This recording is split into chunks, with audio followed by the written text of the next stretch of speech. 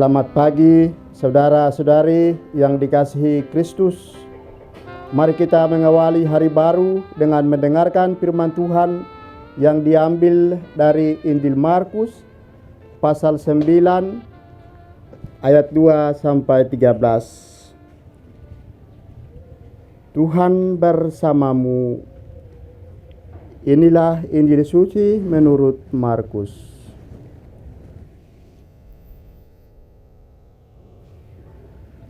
Pada suatu hari, Yesus berbicara tentang bagaimana ia akan menderita sengsara. Sesudah itu ia membawa Petrus, Yakobus dan Yohanes dan bersama mereka naik ke sebuah gunung yang tinggi. Di situ mereka sendirian saja. Lalu Yesus berubah rupa di depan mata mereka dan pakaiannya menjadi sangat putih berkilat-kilat. Tak ada seorang pun di dunia ini yang sanggup menggeletar pakaian seperti itu. Maka tampaklah kepada mereka Elia dan Musa yang sedang berbicara dengan Yesus. Lalu Petrus berkata kepada Yesus, "Rabi, betapa bahagianya kami berada di sini. Baiklah, kami dirikan 3 kemah. 1 untuk engkau, 1 untuk Musa, dan 1 untuk Elia." Petrus berkata demikian sebab tidak tahu apa yang harus dikatakannya karena mereka sangat ketakutan.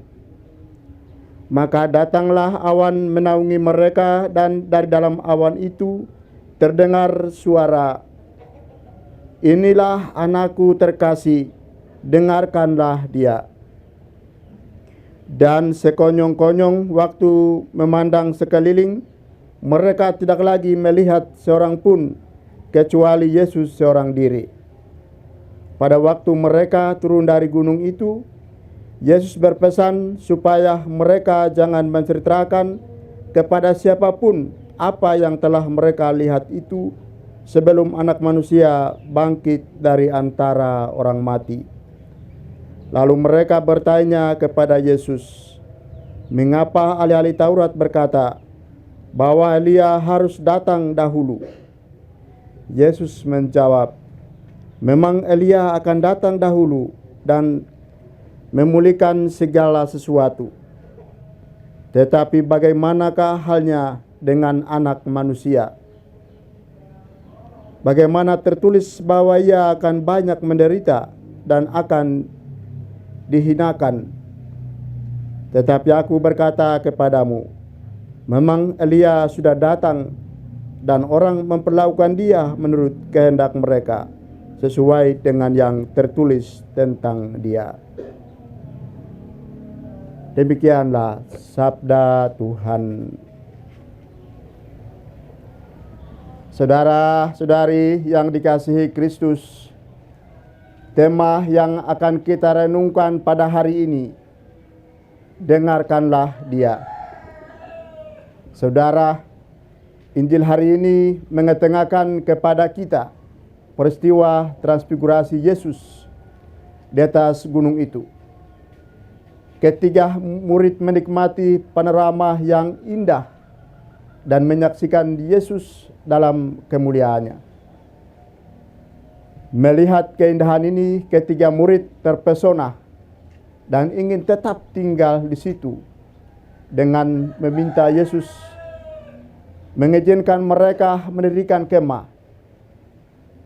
Panorama indah itu adalah gambaran kerajaan Allah yang akan kita alami bila kita setia mengikuti Yesus. Yesus sendiri tidak mengizinkan para murid untuk terlelap dalam keindahan di Gunung Tabor. Ia membawa mereka turun dan kembali bergelut dengan dunia nyata yang penuh dengan masalah, tantangan, dan perjuangan yang harus selalu dihadapi. Yesus mengajak murid-murid terdekatnya yang nantinya akan bertanggung jawab dalam mewartakan Injil kepada mereka Yesus menampakkan kemuliaannya. Dan lebih dari itu, tanda naungan awan juga menunjukkan bahwa Allah hadir di tengah mereka.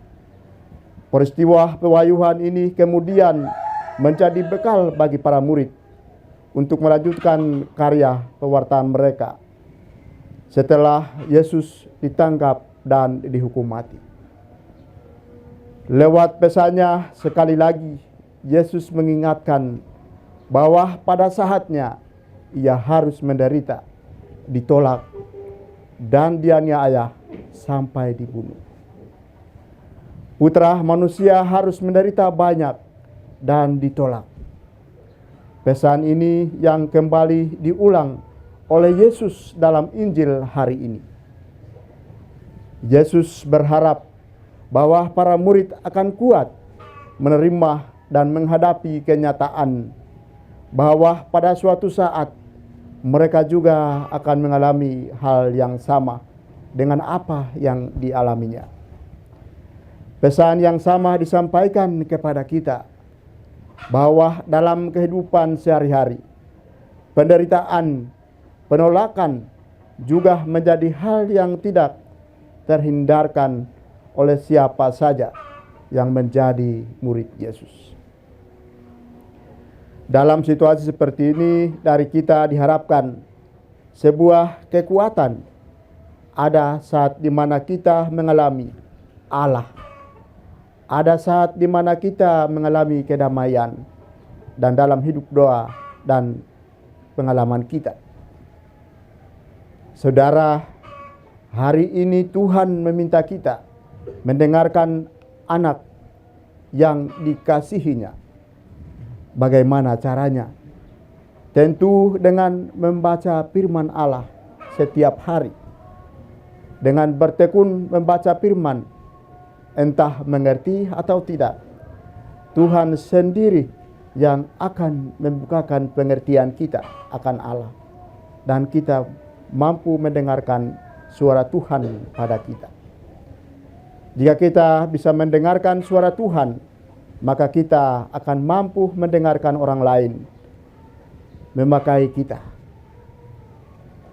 Di sanalah kita akan melihat kemuliaan Tuhan seperti yang dialami oleh 3 muridnya. Amin. Marilah kita berdoa.